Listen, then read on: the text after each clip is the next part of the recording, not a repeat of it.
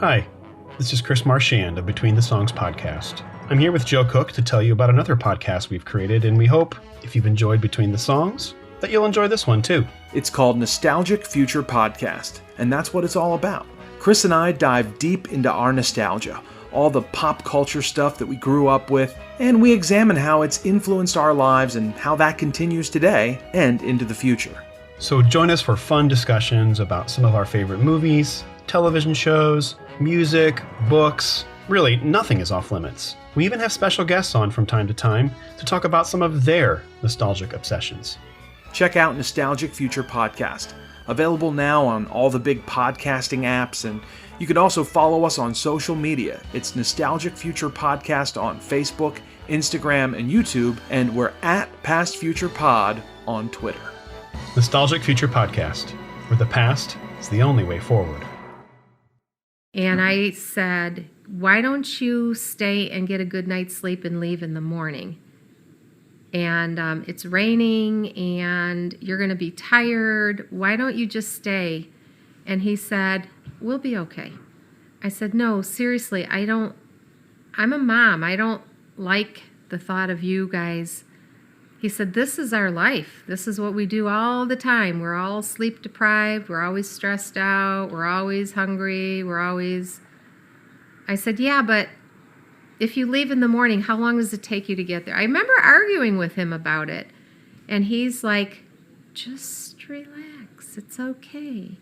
So we hugged goodbye right there. And I said, well, I'll see you here, there, in the air.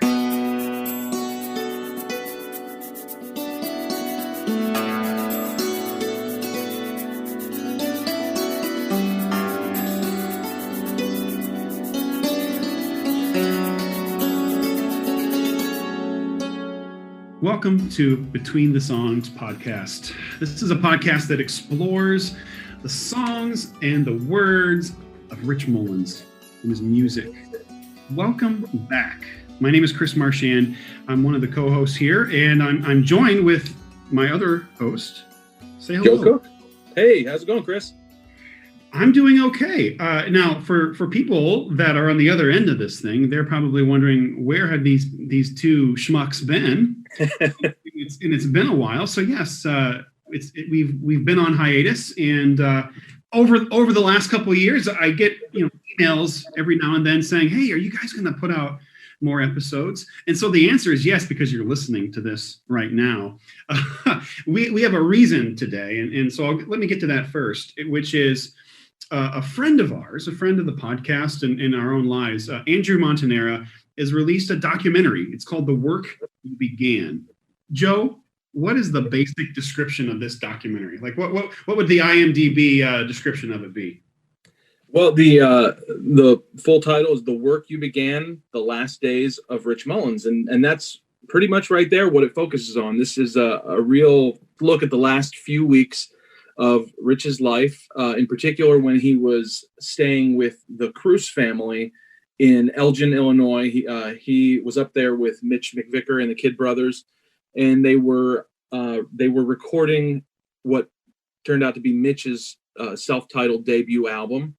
And also during that time is when Rich recorded the demos for what became the Jesus record. And this documentary looks at that particular time and place in Rich's life and talks to the people that were around him during those final weeks. So here's what's fascinating about this documentary is we have a young man, Andrew. He's not Scorsese yet, right? He's not the Coen brothers yet. He's a young man. He's graduating from college.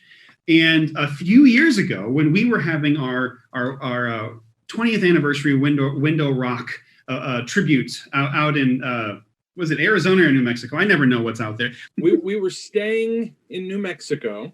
Yeah, because that's where I lived, just across the border in New Mexico. Then you go half a mile down the road and you're in Window Rock, Arizona, which is where we held the concert. Which is where the concert was. And so Andrew was talking about this idea at that time, and he was even starting to compile interviews. He interviewed Eric Hauk out there.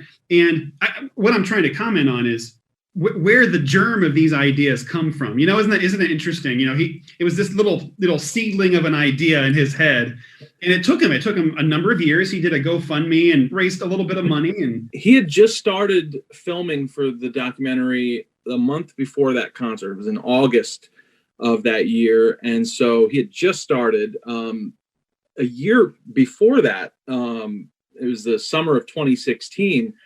And you'll remember this, Chris.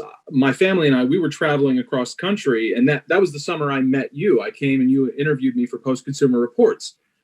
After that, we drove up to, we drove to Milwaukee and we saw Paul McCartney, and then from there we went down to Lake Zurich and we stayed with Andrew and his family. And while we were there, Andrew,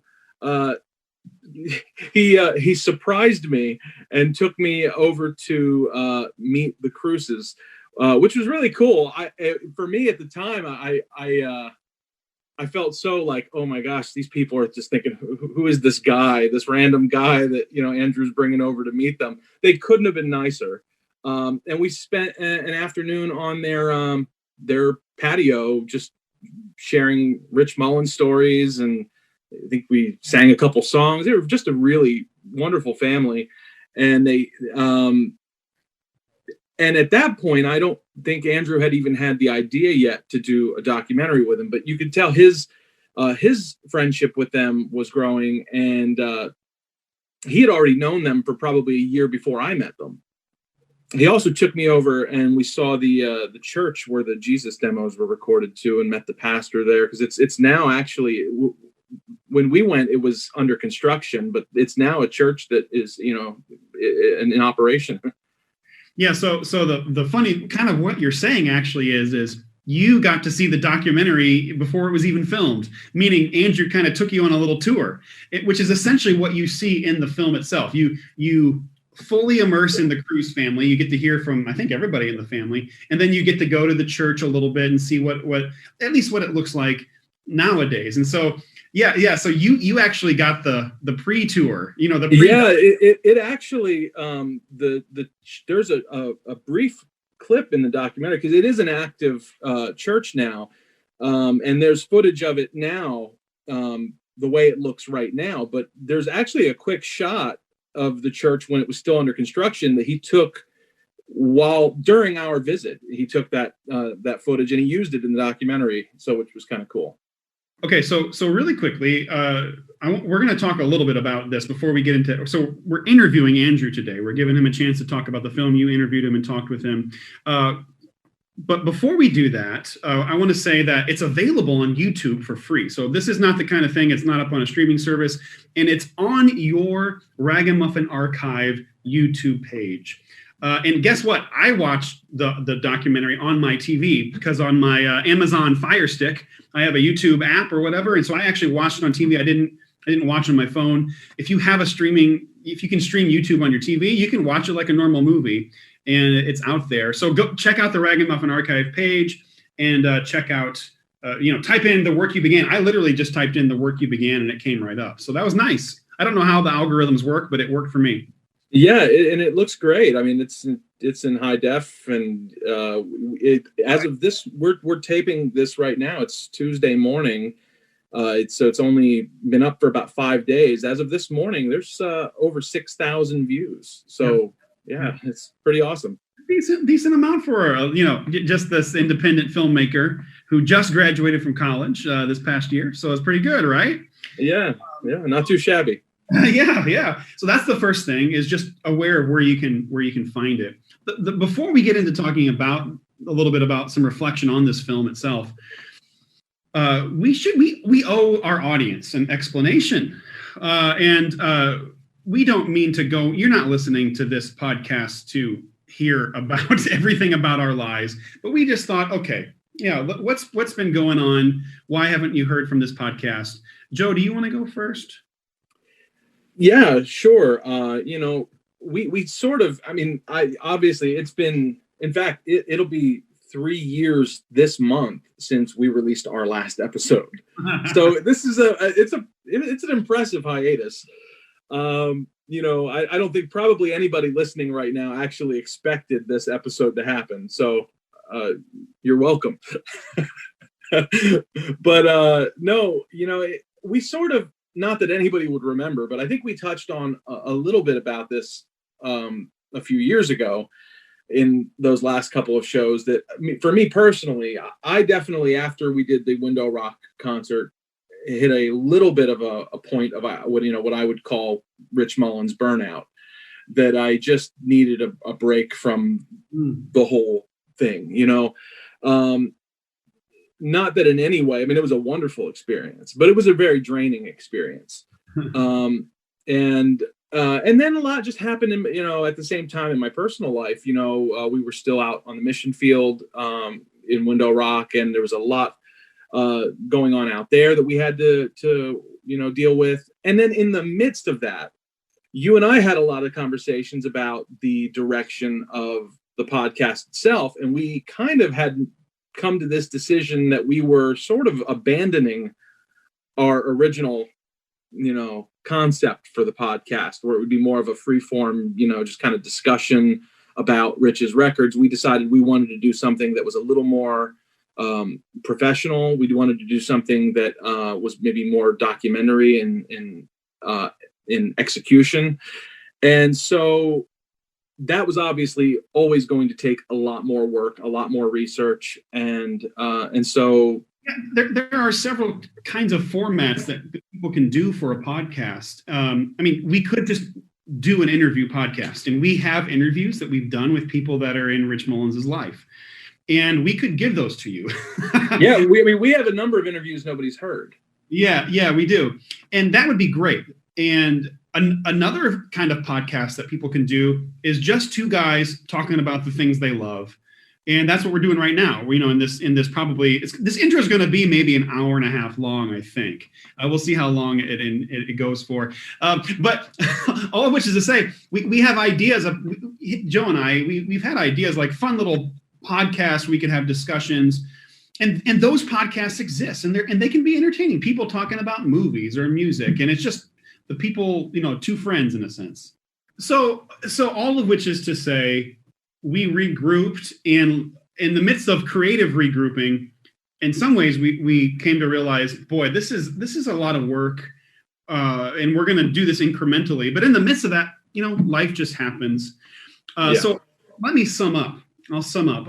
This won't be fully satisfying, but that we do have ideas of places we want to take this. Currently, we have a few episodes that we're working on in the meantime, but they're not the actual podcast episodes. As a reminder, the basic format of the podcast is we're going to go through each one of Rich Mullins' albums and give some of the background information on those albums, and which we found out we're like, okay, if we're going to do this right, it's going to take a lot of work. We still want to do that, and we're gonna figure out a way to offer that in some way. So just stay tuned on that. And when I say stay tuned, that might mean 3 to 5 years. But hey, we've all just got nothing but time, right? Yeah, that's the main course, and it may take a while to arrive, but until then, we've got some appetizers that we will be serving. Yeah, we want to give light to some things that keep happening in the realm of Rich Mullins' work and his life and his work. His life is a story that, in a sense, keeps getting told. So in the midst of that, let's talk a little bit about this film. I mean, really, this could be a whole episode in and of itself, because I have a few things to reflect on, and so I'll offer them here. Here's my first one. In watching the film, it reminded me how absolutely unsatisfying this whole experience has been. and what I mean by that is Andrew's film took us back into that moment where, when I was a teenager in high school, you get the word that your hero has died in a car accident. And by the way, for me, as a reminder, I don't know what anybody remembers, but this happened 45 minutes to an hour away from where I live on a interstate 39. I mean, there was a there was a a little shrine of flowers and crosses for a time that people could, you drove by it, and people had put places where the car accident had happened as a, as a way of remembrance and commemoration. Oh, so did you see that? I never went there. I never Okay. went. I never did that. I don't know. That wasn't my thing at the time. I don't know. So the whole Rich Mullins story is so unsatisfying. And by the way, listeners, Joe and I going back and forth about this a little bit, and it's a little bit of fun actually. And maybe someday this will be a fun podcast episode, which is, hey, do you like the Jesus album demos more, or the Jesus record itself? And we go back and forth, and it's actually a fun debate. I'm more of a Jesus demos guy myself, and Joe is. I'm team Jesus record. Yeah, he likes the produced version. But guess what? I think both Joe and I are going to agree that there's something unsatisfying about the whole experience, that even if we prefer the produced record, it still doesn't have Mullins on it very much, little bits here and there. And of course, his mark is all over it. Here's all I want to say about the film. And this is what I would want to encourage people, is it allows us to grieve. That the film allows us to get back into the story and just be okay with being sad that this happened to Mullins. That here's what's fascinating about Andrew's documentary, is it actually does give us a great finish, because it shows us that there's grace there. Like he met this family. I mean, this family, there's something else. I grew up in a family that we were closed off to everybody, and my parents didn't get along, and they would never, ever have had a Saturday night, hey, let's get together and do music. Like, that was the last thing that was going to happen in my family. And so here Mullins gets put in contact with this gracious, loving, kind people that they open their home. They're giving, they're just trying to be faithful and serve God. And in the midst of that, Mullins receives this little bit of grace. So there's just something about that. By the way, do you get into that any at all? Like, why Andrew chose the name of the documentary, The Work You Began? Well, yeah, he discusses it a bit in the interview, why he chose that name, and I'll let him share that. I don't want to give too much away. That's fine. But he gives a really, I think, a really eloquent response to that very question, and I think especially when you sit down, and I'm sure that many of the people listening right now have already seen the documentary. If they haven't, they should just probably pause us, go watch it, and then come back. But I think it's pretty clear by the time you get through the end of the film, all the way through the credits, and do stay through the credits. I think the title, and especially the title song, the song that was chosen, it makes a lot of sense. Yeah. So that's one of my reflections, is how his story felt so unfinished at the time. And Andrew, through some of the interviews, the reflections that he gave that summer, you get to hear from all these people. I don't know. I mean, Mullins' life is a bit of an enigma. And I'll say this. Here's one thing that stuck out to me in the documentary that I didn't understand as a kid, because he's my hero. And it's just how unhealthy he was. I think as an adult, I'm raising my own kids. I'm trying to take care of my own self in my adulthood. I'm about 2 years younger, I believe, than when Mullins died. He wasn't taking care of himself. He was pushing himself unnecessarily. He was living just, he didn't look good, and everybody knew it. Yeah, and there's a moment in the film where Claudia Cruz mentions the night that Rich left, the night that he was killed. She pretty much begged him not to leave, because the weather was really terrible and Rich was exhausted and hadn't had enough sleep, and his sort of response was just kind of like, hey, this is our life, this is what we do, and we drive hundreds of miles with very little sleep, and it's just part of what we do. And And that,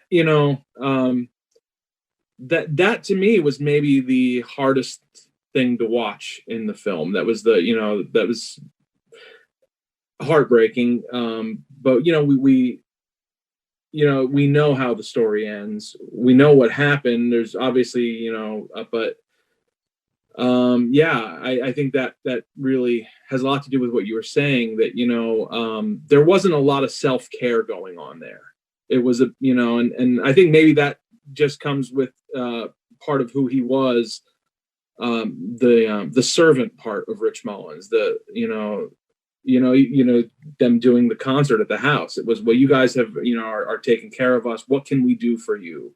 What can we do to give of ourselves to thank you? And it was, no doubt Rich Mullins, for himself didn't need to do another concert, Right. But he gave that as this wonderful, precious gift to this family that, that thankfully, due to VHS technology, we'll always have. But that was, Rich giving of himself, and Michael Okafor, very candidly talks about why he wasn't there. It was given as an option to the band members, and he said with the option, he's like, I needed a night off. And Michael Okafor is still alive. and I'm very maudlin, very macabre today. Yeah, but I was going to say there's a way to interpret Mullins' statement. This is just our lives. This is just what we do. There's a way for me to read that and go, man, that guy's tough. Like, look at my hero. Look at how bold he is, and he's just living his life. There's a way that I can look up to them and I can put rose tinged lenses around that. The other side of me goes, man, that's just really stupid. And I can look at it a little bit different. This many years onwards, like I'm old enough now where I could call him out on that, and I'd be like, man, stay at their house another night. Just you need a break.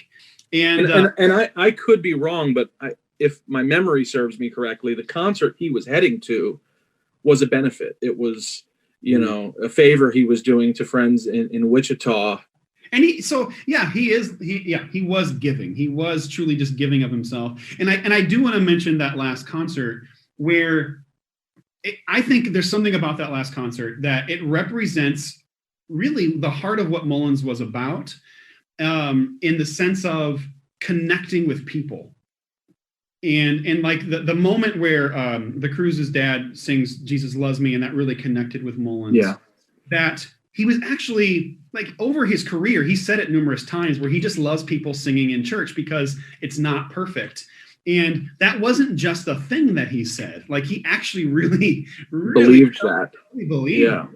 And so there was something about the closeness of that concert where I saw him that summer too, at Cornerstone, in a big, outdoor amphitheater. And I'll be honest, I felt really just, it was a big, huge concert.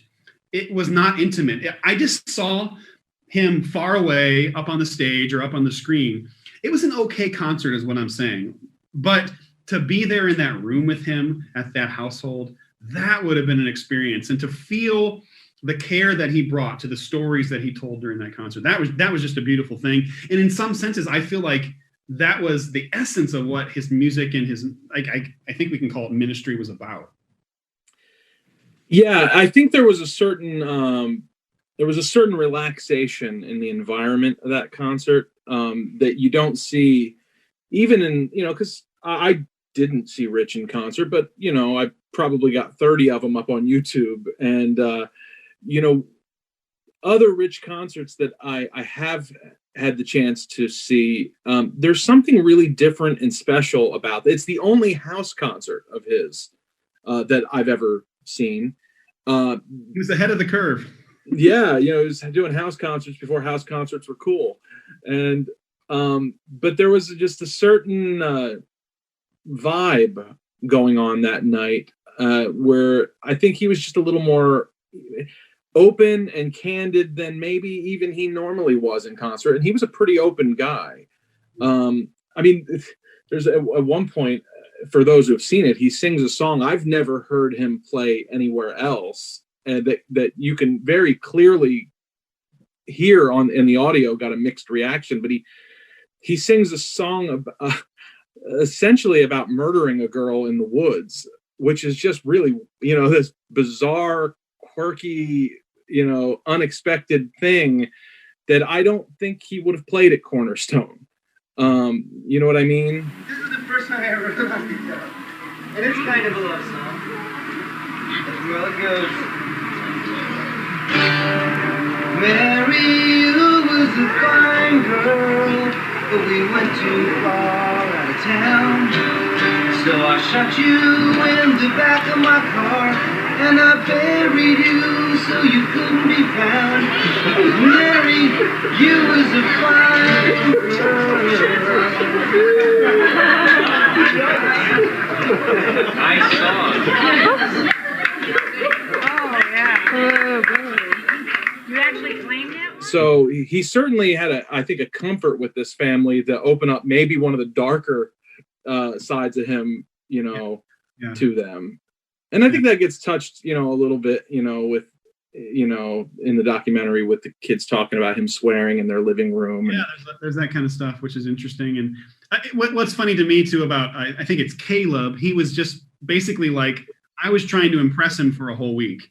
And I was so stupid. And I love that he said that, because that's what I would have done. I would have been frozen for a week. I would have been like, I don't know what I would. I didn't. Yeah, I bet Caleb, you did a good job if you're listening to this. And his brother Peter was the polar opposite. Oh, he did. Yeah. He was oblivious a little bit. Yeah. Yeah. So yeah, one last thing I want to say, which I think maybe as Mullins fans that I appreciated about the documentary, was Andrew in some ways was telling the story more fully than it's ever been told about the Jesus record. And so you get little snippets throughout the whole film about, this song was written here, or here's a version of this song, or here's him talking a little bit about one of the songs, or even drawing back in the catalog. And so as much as this is like the final weeks of Mullins's life, it's also like, hey, here's a little more of the story that you've never heard about how the Jesus record came together. Yeah, well, one of the things that you take away from it is that I certainly didn't know definitively was that the last song Rich ever wrote was All the Way to Kingdom Come. Didn't know what love was till he came, and he gave love a face, and he gave love a name, and he gave love away like the sky gives the rain and sun. When we were looking for heroes, he came looking for the lost. We were searching for glory, and he showed us the cross. Now we know what love is, 'cause he loves us. The way to kingdom come, on the way. I in my research had it narrowed down between Hard to Get and All the Way to Kingdom Come, but we find out it was definitely the latter. And take with that what you will. With that information, but it's just for me, it's very interesting to know. This is the last song he wrote on Earth, and I don't know, makes that song just a little bit more special to me. Yeah.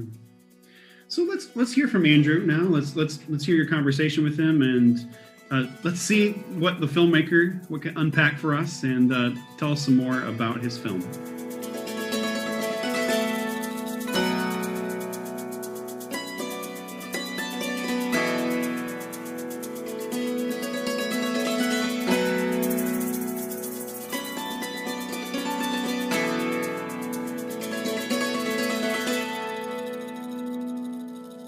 This week, after more than 3 years of hard work, a brand new documentary is finally being released. It's called The Work You Began, The Last Days of Rich Mullins. The film takes an in-depth look at the final weeks of Rich's life and tells the story of the Cruz family. Of course, the family that Rich stayed with in Elgin, Illinois, as he, along with Mark Robertson, produced Mitch McVicker's self-titled debut album. Joining me today is the director, editor of the film, my dear friend, Andrew Montonera. Andrew, Thank you so much for taking the time to be with us today. Thank you for having me. All right. First off, let me congratulate you, man, because I've watched the film twice now, and it is a beautiful documentary, and I know from firsthand, from kind of, watching you along this journey the last few years, but also I can tell just from seeing it that this was that you poured your heart and soul into this thing. So congratulations, man. It's incredible that this film is finally released. Yeah, thank you, Joe. It was a labor of love, and I'm glad that it's finally done and being put out there for people to see. All right, so allow me to set the stage for a moment. So, like most Rich Mullins fans, until about a decade ago, I was not familiar with the Cruz family. Knew nothing of their story until this video popped up on YouTube, and of course, I'm talking about the video of Rich's final concert. And I can actually remember a friend emailing me the link and asking, "Hey, have you seen this yet?" And I remember watching it. It was late at night, and lights were off, and I'm watching it on my TV, and I couldn't believe what I was seeing, and I couldn't believe the tape even existed. And I'll never forget this. There was a moment, during the concert when Rich started playing "Hard to Get," and I cried. I mean, I just wept, because to this day that is my favorite Rich Mullins song, and it's one of my favorite songs, period. And I never thought in my life that I would actually see Rich perform that song with my own eyes. And to find out that this video existed and that none of us had known about it, and it just blew my mind. Fast forward a few years later, Caleb Cruz wrote a book. I read it. It was a great book, and in it he told his story, and the story about meeting Rich, which is of course the name of the book. And in the book we finally learned the story behind that video. And I guess what I'm getting at is the difference between Joe Cook and Andrew Montonera.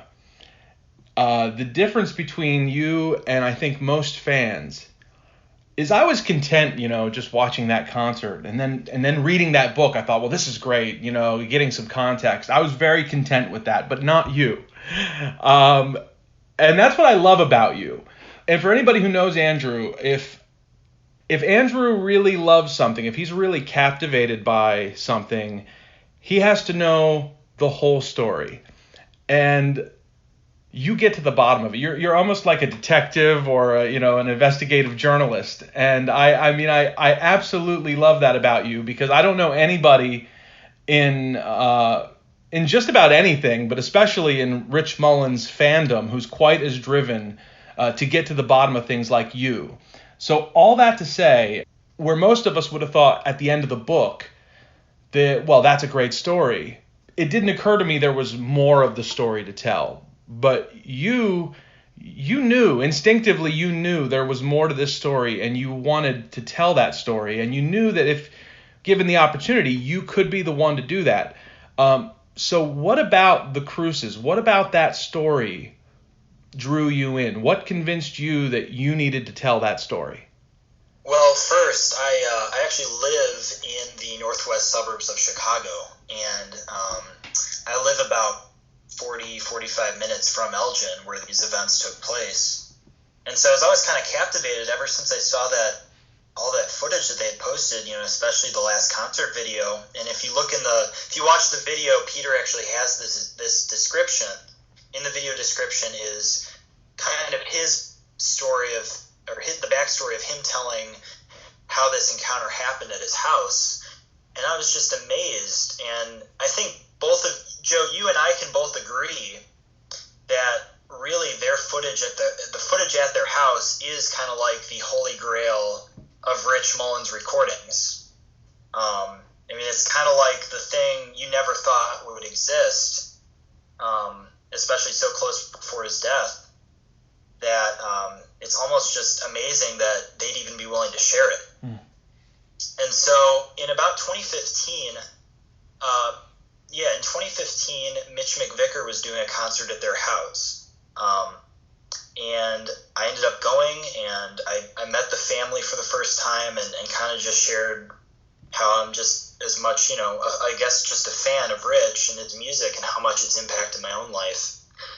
And we stayed in touch, and in about, I think, early 2017, I had approached them. I had approached Claudia and Leonard, the parents, if I could attempt to make a documentary about their story. And what was the reaction like when you actually approached them with this idea? They were like, yes, we're all in. They actually said they'd been waiting. They were I think they were, and now especially too, 20 plus years later, it's almost like they're so removed from the events that people around them kind of forget, like, man, this actually happened. It's almost something it's almost like something out of a Hollywood script. Is this famous musician stays at your house and then dies the night he leaves. Yeah. And how does that affect a family? How does that affect 5 kids? And being a young person myself, I actually just graduated college back in May.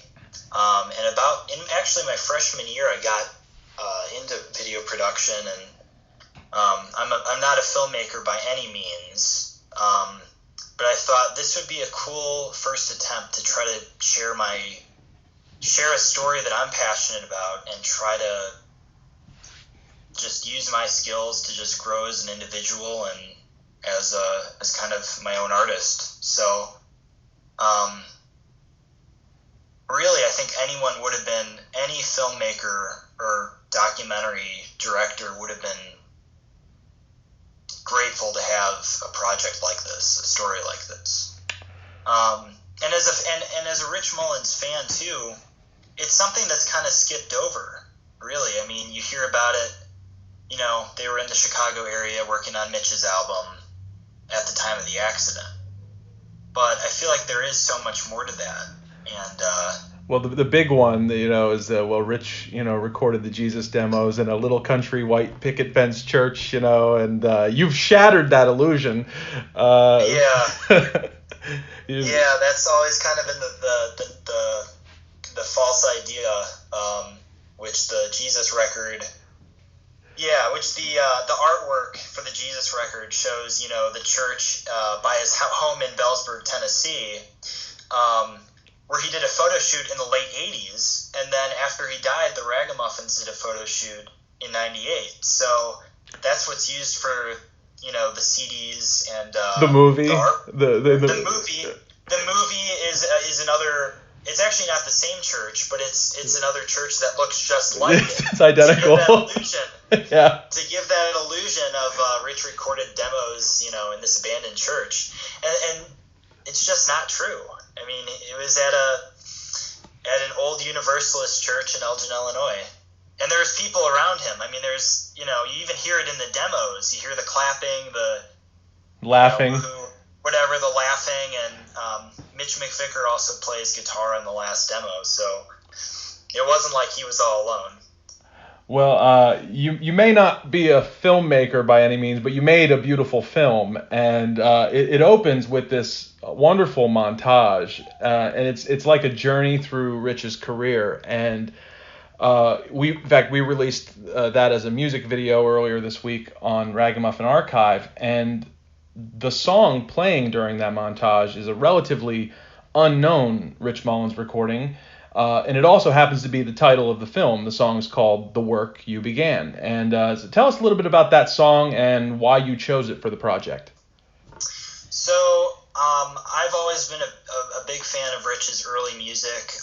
Beth Lutz is responsible for preserving dozens and dozens of recordings from the 70s and 80s of Rich's, and a lot of these songs have been unreleased. And I was thinking, what's a way that I might be able to weave one of those songs into the film, if possible, just to have that reach more people. And that's always been one of my favorite songs, and I just thought it worked well.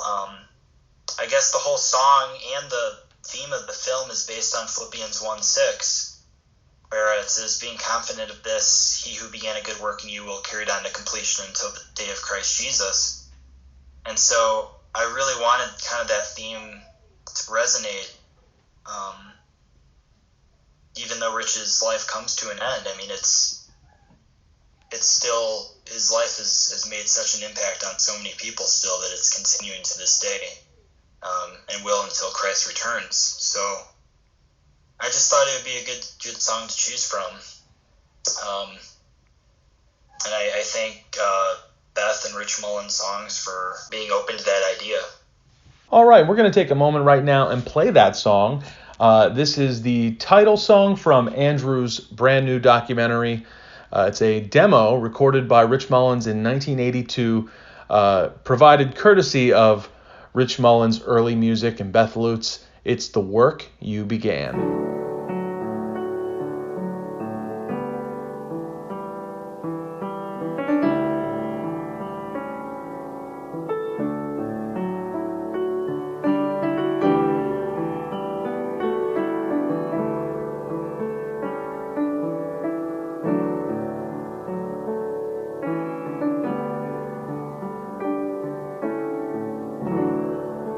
Lord, you know that I've got so far to go, but you're finishing in me the work you began.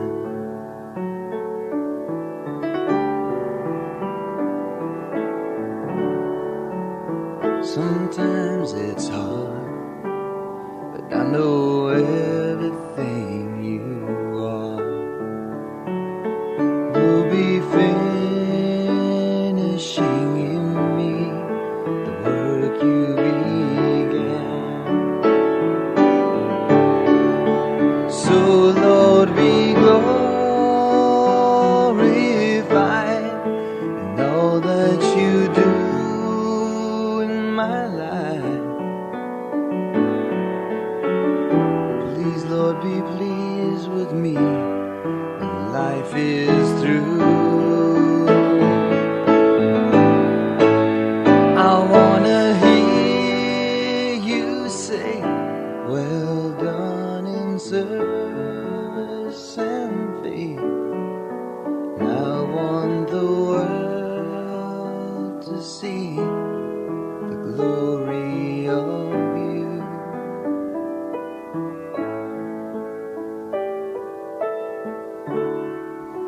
Lord, you know that I've got so far to go, but you're finishing in me the work you began.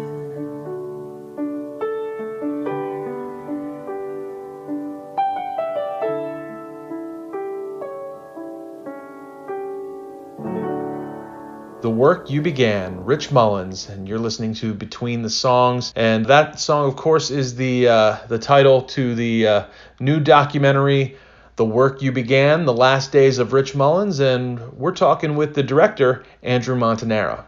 For those, again, who don't know Andrew, he's a man after my own heart in that he is an archivist. And, talking a little bit about how passionate you are over the years, you've uncovered some really rare and cool Rich Mullins recordings. Many of them we've released on Ragamuffin Archive. Some of them have blown me away. And so it should be no surprise to me or anyone else that there's some really great footage in this documentary that will likely be brand new to people, including a great performance of You Did Not Have a Home from the Jesus record. Tell me a little bit about that footage and maybe some of the other great stuff that you've included in this that people may not have seen before. Sure. So first off, the cruises, most of that footage of the cruises at their house and the concert and Rich playing the breaks actually wasn't even filmed by the cruises. It was filmed by a woman named Sharon Henderson, who, if you watch the documentary, you kind of understand her role in it was actually her house, which she then sold to the cruises, and now she lives upstairs because they live in they live in a converted barn, basically. So that's actually all Sharon's footage, or her tape. And it's about 2 hours worth over 3 days. When you see the documentary, you'll see the dates on there. And about, I'd say 95% of that's on YouTube.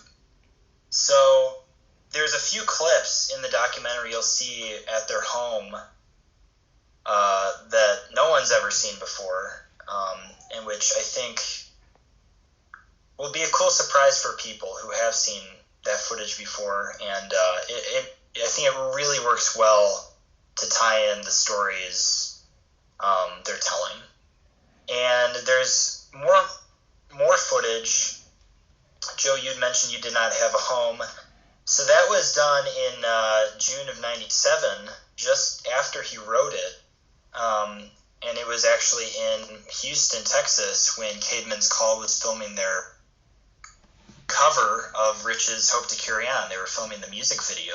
And so a good friend of mine, Chris Hauser, he actually was filming just some B-roll footage of Rich and Caedmon's that day. And he ended up getting this great performance of the song. Probably the earliest, as far as I know, the earliest recording of it. I know for a fact he did write it in Texas during that month, and it's just kind of a really cool performance. And you rode in ashes full. And you spread out the coats and cut down palms. You and the donkey to walk upon.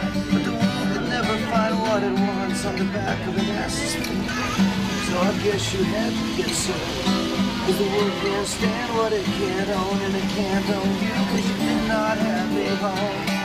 Birds have nests. But there's also some other songs from like the Jesus record that I feature. There's a video of Jesus and Heaven in His Eyes, both of which are on YouTube, but not many people know they exist. So I thought it was really cool to include those, and the people who filmed those allowed me to use those as well. So I think they really tie into Rich's working on this album and writing a lot of these songs he wrote during those months, those last few months. Yeah, there's in the "You Did Not Have a Home" portion, there's just this almost hilarious moment at the end of it where you get to kind of see Derek Webb turn into a total Rich Mullins fanboy for about a few seconds there. Yeah, it's like, oh my God, that's so amazing or something. And I think everyone in that room was just amazed, because Caedmon's were fans of Rich, and I think Rich was one of the reasons they actually started as a band, was to do Hope to Carry On, and from my understanding. Yeah. Well, I don't want to give too much away about the film for anybody who hasn't seen it, but some of the best footage, some of the most surprising, cool footage we haven't even discussed. So they just need to go on YouTube and watch the documentary, because it's just some great stuff.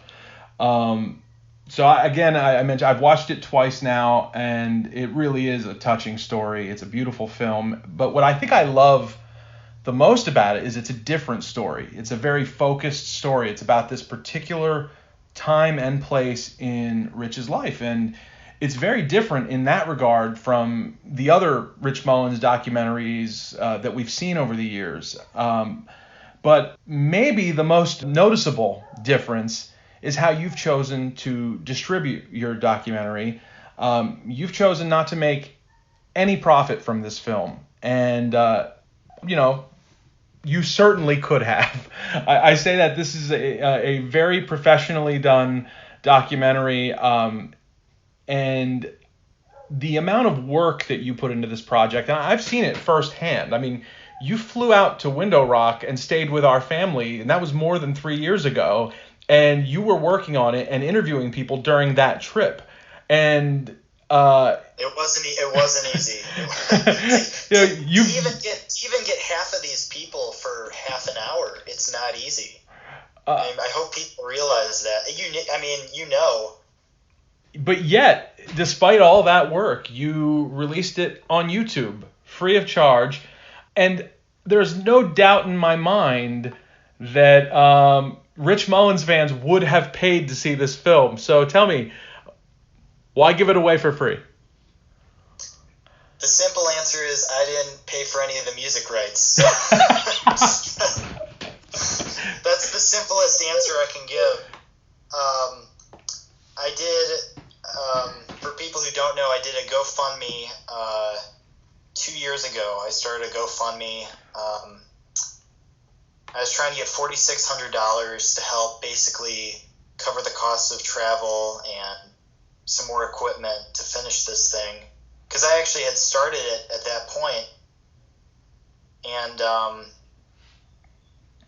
eventually I realized, okay, I'm not going to get the $4,600, so I think I lowered it to $3,300, and it ended up getting that. And first off, I just want to say on here, thank you to everyone who made a contribution.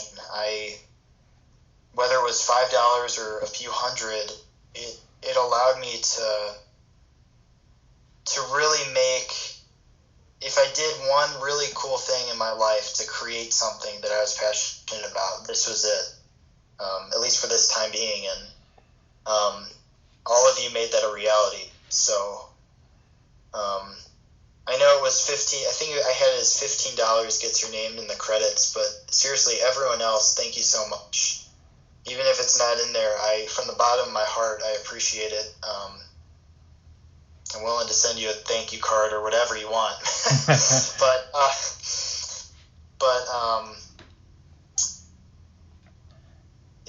it's really just a passion project. And as a fan too, I think this project culminates my, I'd say 7 years of being a Rich Mullins fan. I mean, it's got never before seen footage, never before heard interviews, all of which are original. I think it's like you said, it's an original story.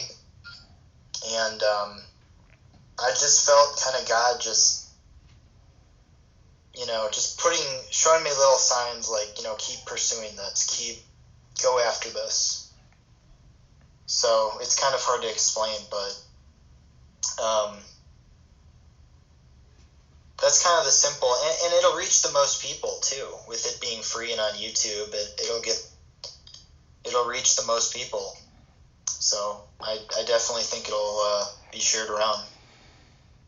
Let me ask you, did you have any concerns or reservations while making this film? Because, as somebody myself who has been an active part in the Rich Mullins fan community for over 20 years now, and on social media, YouTube, for more than a decade, there's certainly no shortage of controversy that creeps up every now and then among the community. And so I guess what I'm saying is it's not terribly hard to piss somebody off when you're talking about Rich Mullins. And this is a guy who I think is certainly viewed as a hero among so many fans. Did you have any concerns that by making this film, you might be kind of opening yourself up to a world of criticism? Perhaps people judging your motives. How do you respond when somebody kind of just assumes the worst without even seeing the film? I did have several reservations. I think the first one was, what do I call this? I think that was the first. How do I put in a title? Because every film's got to have a title. And so then when I thought, well, The Last Days of Rich Mullins, I have to have that in there because I can't just have The Work You Began. No one knows what that means. And when I was very nervous about that because I know, okay, some people are going to read that and have, hesitations. Because you see all these kind of, documentaries about like, the last days of Michael Jackson, the last days of John Belushi, and, all these kind of tragic but still popular figures in culture that, you almost want to think that there's going to be something largely controversial, like almost even like about his death or something. Yeah. Or, it could have been prevented, or I can't believe this happened, or So those were my biggest reservations. I think but once I did the GoFundMe and people really just started encouraging me and thanking me, that all kind of went away. And I accept the fact that some people there's going to be people who think it's a terrible idea to do a documentary like this, but once you watch it, I hope that you realize it's really just kind of a personal story. It's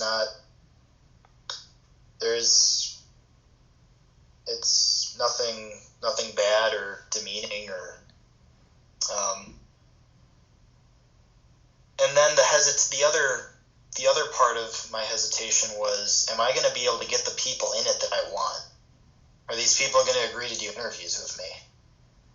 So I was even just reaching out through Facebook and emails, just asking, hey, I'm doing this project about Rich's last month. Are you okay if I was to interview you? And everyone was very, very kind, and they agreed to do it. I think they saw where my heart lied and the story I was trying to tell, and they were very open to it. At the end of the day, what is your hope for this film? What do you want people to take away from it after they see it? I hope people can just maybe discover. Ultimately, I hope that people can draw closer to Christ through Rich's words and music. Mitch McVicker, I think, really sums it up well at the end. He says we can look at it from our angle or Rich's, and I hope that people can also kind of, I do hope that people know more in depth of what took place. As much as might seem like it's not necessary, I am kind of, like you said, an archivist, and I just like to preserve those memories. Even though, obviously I left out a lot of stuff. I had to edit this thing. Some people might even think an hour and a half is too long. But at one point I had it at 2 hours, so it's good that I cut it down. But I ultimately hope that they can draw closer to Christ through maybe either re-listening to Rich's music or discovering it for the first time. The documentary is called The Work You Began, The Last Days of Rich Mullins. It's available now to watch free of charge on Ragamuffin Archive over on YouTube. Andrew, thank you again, and congratulations. It's a wonderful film. Thank you, Joe. I appreciate it.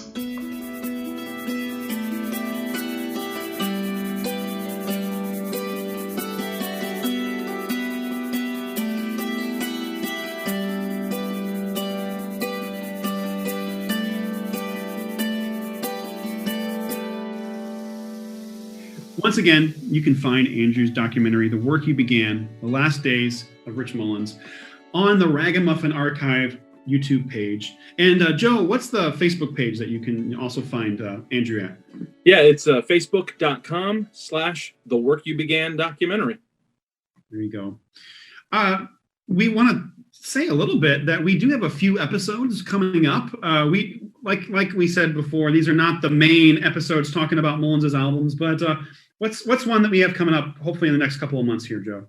Well, we are going to have an interview with Mitch McVicker that I think people will enjoy, and it's more about Mitch's own music. We wanted to highlight him and give him a chance to focus on his own work, the current work that he's doing. Yeah, and we're gonna focus a lot on his last album, which was released a couple years back, The Acceptance of And, because I know a lot of people over the last couple of years have noticed he's no longer Mitch McVicker. He's Mitchell McVicker, and we're kind of getting into maybe the evolution of Mitch McVicker.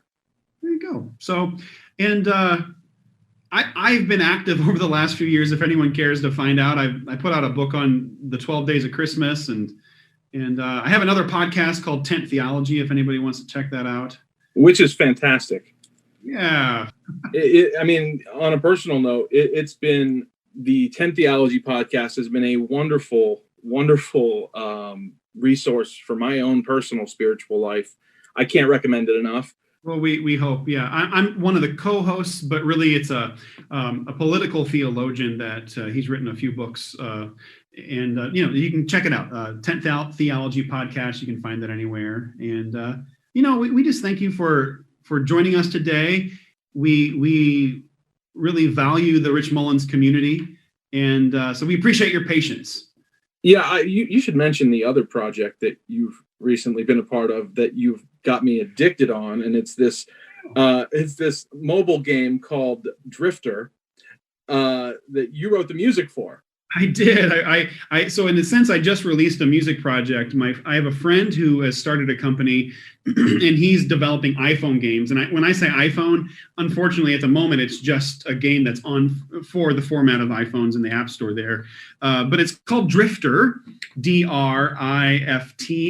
There's no E in there. And yeah, it's a fun game, right, Joe? It is super addictive. I hit level 35 right before I called you this morning. There you go. So thank you for ruining my life. Yeah. This isn't going to end well. Oh, yeah. We're working on ways to make it more addictive. Isn't that great? Yeah. And so, yeah, I did the music for it and the sound effects, and, we're still developing it. And I'm really proud of it and thankful that it's out there in the world. What's funny about it is, I'm a pastor. I've written a book about Christmas. It's on the history of Christmas.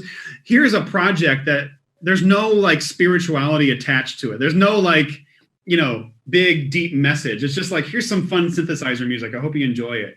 Yeah, and my son got to be on the test team. When it was in development, which was a lot of fun for him. Yeah, we let you beta test it. That's how, I guess I'm new to this, but that's how we develop games. I guess we let people test it, get some feedback, and all that. So, well, thanks for mentioning it, Joe. Yeah, it's you've ruined my life. It was worth mentioning. I'm not going to accomplish anything now. Yeah, that's what we need. We need everybody. We need millions upon millions of people to start wasting their time with our game, and we really actually mean that. It's a really fun game, though. People should check it out. Drifter, Driftr. There you go. So thanks again for joining us, and we appreciate you sticking around. Check out the documentary, The Work You Began. Please give it a watch, and let us know what you think. If you have any feedback or any questions for us, you can also find us at Between the Songs on Facebook. Who knows where the Facebook page is? We have a website, don't we? We do have a website, betweenthesongspodcast.com. That's it. And which has been updated about as much as this podcast. So you still have like the passwords and everything to go on and get this recording uploaded?